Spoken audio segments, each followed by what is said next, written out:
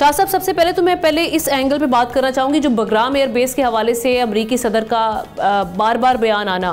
एक तो उनका इंटरेस्ट बेसिकली चाइनीज़ को लेकर है, क्योंकि उन्होंने उसमें चाइना का भी जिक्र किया कि यहाँ से कितनी दूर है, या फिर आप ये सिचुएशन को इस तरह से एनालाइज करेंगे कि वो वाकई इस खित्ते में दोबारा से अपना एक पाँव जमाना चाह रहे हैं यूएस।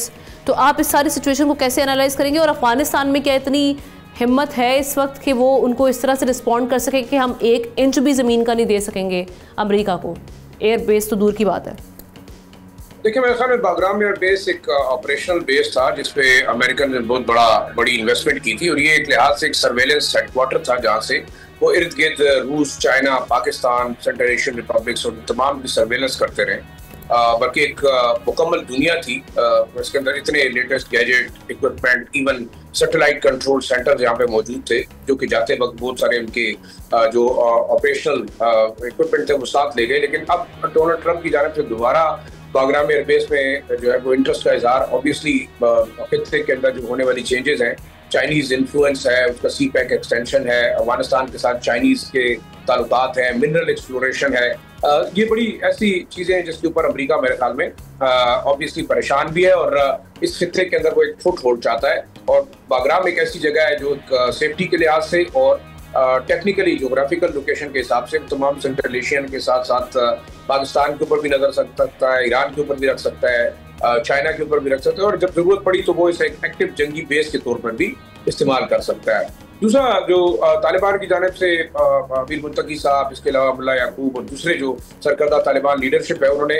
इनकार किया है कि वो ऐसे किसी एडवेंचर के खिलाफ लड़ेंगे, बल्कि कल जो अमेरिकन एम्बेसी है उसके सामने आम जो तालिबान थे, मुसल्लह तालिबान थे, उन्होंने बाकायदा प्रोटेस्ट भी किया और वहाँ बड़ी देर तक वो अपने तरानों के ऊपर डांस भी करते रहे और एक मैसेज देते रहे कि हम लड़ेंगे। लेकिन मेरे ख्याल में अगर अमेरिका यहाँ आना चाहे या वो इस जगह को लेना चाहे तो तालिबान के अंदर या यहाँ पे मौजूद लोगों के अंदर इतनी ज्यादा शायद टेक्निकल वो ताकत नहीं होगी कि वो रोक सकें। लेकिन अब देखना होगा कि क्या अमेरिकन डील के थ्रू यहाँ आना चाहते हैं, वो अफगानिस्तान के तालिबान के साथ बातचीत करके आना चाहते हैं, या वो जो फौजी ताकत के बलबूते पर आना चाहते हैं। लेकिन हम देख रहे हैं चाइना ने भी तो इन्वेस्टमेंट की है अफगानिस्तान में। सो क्या चाइना हिंड्रेंस क्रिएट नहीं करेगा अगर अमेरिकी यहाँ पर दोबारा आना चाहे तो? देखिए, मेरे ख्याल में ये जितनी सुपर पावर है वो हमेशा दूसरे की सरजमीन पर प्रॉक्सी जंग इस्तेमाल कर रहे हैं, और ऑब्वियसली चाइना की प्रेजेंस है, मिनरल्स के अंदर उनकी इंटरेस्ट है, ऑयल एक्सप्लोरेशन के अंदर है, और अब अमेरिकन भी जो रेयर मेटल्स है, खासतौर पर थोरियम और दूसरे इस किस्म के कैडमियम वगैरह, उसके ऊपर जो है उनका फोकस रहा है फॉर द फ्यूचर एक्सप्लोरेशन, तो वो भी कोशिश करेंगे वो अपना हिस्सा लें।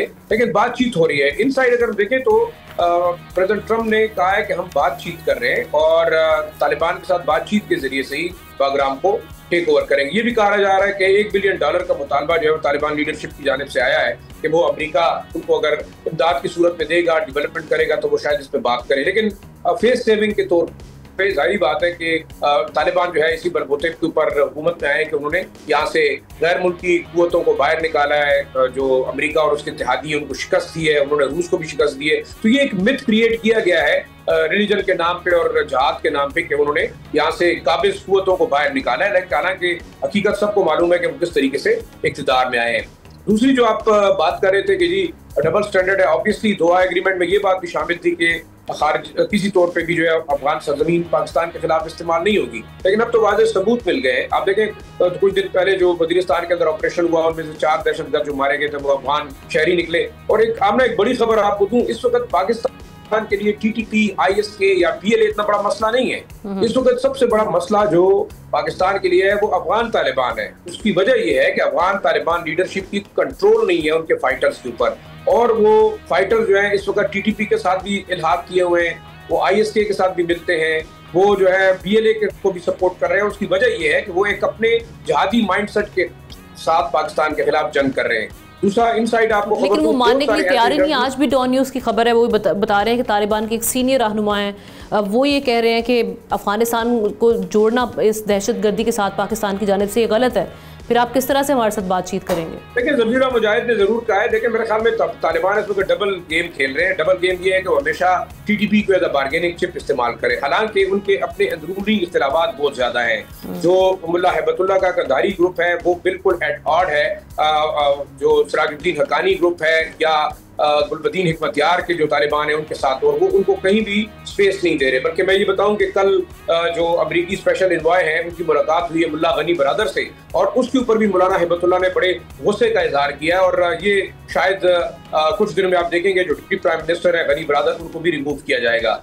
मेरे ख्याल में इस वक्त तालिबान, अफगान तालिबान खुद अंदरूनी जो है वो खतशार का शिकार है। उनका कंट्रोल नहीं है अपने फाइटर्स के ऊपर। वो फाइटर्स जो है अक्रॉस द बोर्ड पाकिस्तान के लिए बहुत बड़ा खतरा है, इसमें कोई दूसरी राय नहीं है। और इन साइड तालिबान के जो मकामी वहाँ पे सोर्सेज हैं उनसे मेरी बात हुई अफगान तालिबान, और वो कह रहे हैं कि कई ऐसे जंगजुओं को उन्होंने बाकायदा सजाएं दी हैं, उन्हें जेलों में डाला है, लेकिन इसके बावजूद अफगान तालिबान जो इस वक्त आप समझ सकते हैं कि बगैर किसी जो है वो मिशन के वो सिर्फ और सिर्फ पाकिस्तान के अंदर लड़ना चाह रहे हैं। और उनकी आइडियोलॉजी वो है कि शायद पाकिस्तान के अंदर इस्लामी निज़ाम नहीं है और वो इमारात इस्लामी अफगानिस्तान की तरह पाकिस्तान में भी इस्लाम लाएंगे TTP के साथ मिलकर। अच्छा। ये देखिए, ये बड़ा खतरनाक ट्रेंड है और मेरे ख्याल में यही वो चीज़ है जिसको पाकिस्तान को देखना चाहिए।